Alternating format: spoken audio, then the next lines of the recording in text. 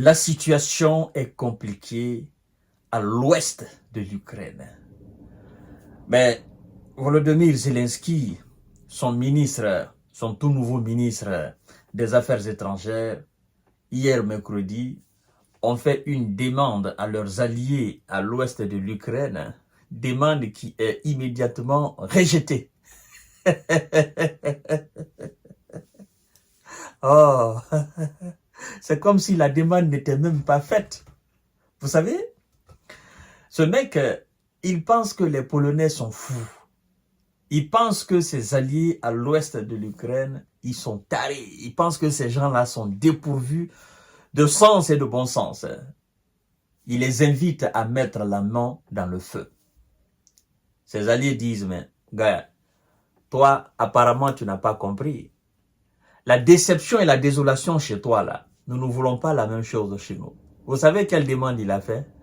Vous savez, lui, chaque fois, il essaye d'envoyer des missiles. Il essaye d'envoyer des drones dans l'espace aérien russe. Il essaye de bombarder le territoire russe.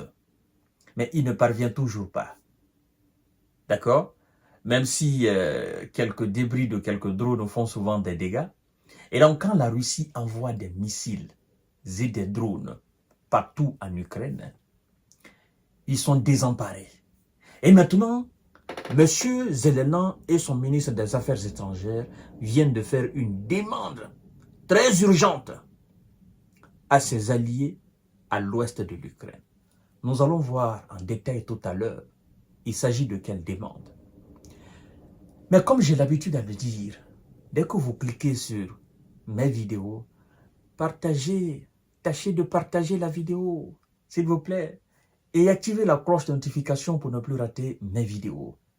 Vous voyez, vous cliquez là-dessus, tout en bas, vous voyez, pas même en bas, juste au niveau de la lecture, vous allez voir partager. Vous cliquez sur partage, vous allez voir WhatsApp, Telegram, Messenger, vous allez voir les différents réseaux, vous balancez à vos amis, et si vous êtes dans les groupes, vous balancez dans les groupes, et puis vous mettez un petit commentaire, n'est-ce pas, vous mettez un petit commentaire, salut J-Visionnaire, et si vous avez des avis spécifiques à mentionner, mentionnez-le. Vous êtes libre dans la section commentaires de dire exactement ce que vous voulez. Et d'ailleurs, je vous informe que vous m'inspirez dans les commentaires. Souvent, je lis des commentaires, ça m'inspire. Voilà. Donc, nous sommes une communauté de donnant. C'est très important. Voici ce que le ministre des Affaires étrangères de M. Zelensky, le tout nouveau qui a le chanson, demande à leurs alliés. Kiev invite ses voisins à abattre les missiles et les drones russes dans l'ouest de l'Ukraine. Le chef de la diplomatie ukrainienne a exhorté mercredi les pays voisins de l'Ukraine, membres de l'OTAN, à abattre les missiles et les drones russes qui frappent l'ouest du pays. Les Russes frappent de plus en plus souvent des installations proches des frontières de l'OTAN, a déclaré Andriy Sybiha,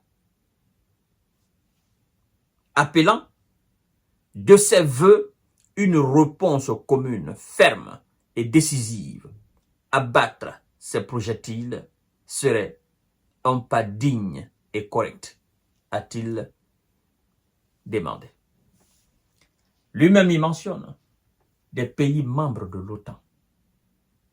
On vous demande non pas des missiles qui entrent dans l'espace aérien de l'OTAN, encore moins des drones russes qui entrent dans l'espace aérien de l'OTAN. Ce n'est pas ce qu'on vous demande. Mais on vous demande d'abattre des missiles et des drones de l'OTAN, des missiles et des drones de la Russie qui viennent répondre aux actions militaires de l'Ukraine contre la Russie. Vous, pays membres de l'OTAN, on vous demande de rester dans la zone OTAN et d'envoyer des contre-missiles afin de descendre ces missiles et de descendre les drones. Vous voyez? Vous voyez maintenant ce que l'Ukraine veut? Les responsables ukrainiens veulent directement engager les OTANiens dans cette guerre. Vous imaginez la Pologne se servant de ce système anti-aérien, anti-missile, depuis l'espace, c'est-à-dire depuis le sol polonais, lance des missiles pour aller détruire les drones et les missiles russes. Et la Russie voit cela. Qu'est-ce qui va se passer? Eh bien, la Pologne prend directement part dans cette situation. Et dans ce cas de figure, la Russie sera dans l'obligation de toucher le sol polonais. Pour dire, ce que nous envoyons, ce n'est pas contre vous. Vous les avez abattus où? Vous les avez abattus où? Vous les avez neutralisés, vous les avez descendus dans l'espace aérien ukrainien. Ukraine qui n'est pas un pays membre de l'OTAN. Ukraine qui n'a jamais signé d'accord militaire avec l'OTAN quand on commençait l'opération spéciale militaire en Ukraine. L'Ukraine qui n'est pas pays membre de l'Union européenne. Et donc, vous vous donnez la responsabilité de descendre nos missiles dans l'espace aérien ukrainien. Mais c'est une déclaration de guerre. On n'est pas encore là. Vous savez, là où nous sommes, en fait, c'est comme si le ministre des Affaires étrangères ukrainien n'avait pas parlé. Parce qu'il n'y a pas eu de réaction. Les alliés ont fait la sourde oreille. Ils ont botté ça en touche. Ils n'ont même pas considéré cette invitation du ministre des Affaires étrangères. Parce qu'ils se disent, le gars, lui, certainement, il y a quelque chose qui ne marche pas dans sa tête.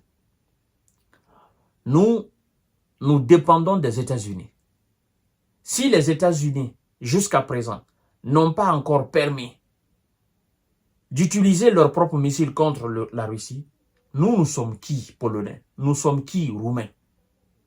Pour nous permettre une telle chose. Nous n'avons pas les moyens, en cas d'attaque directe de la Russie, de nous défendre.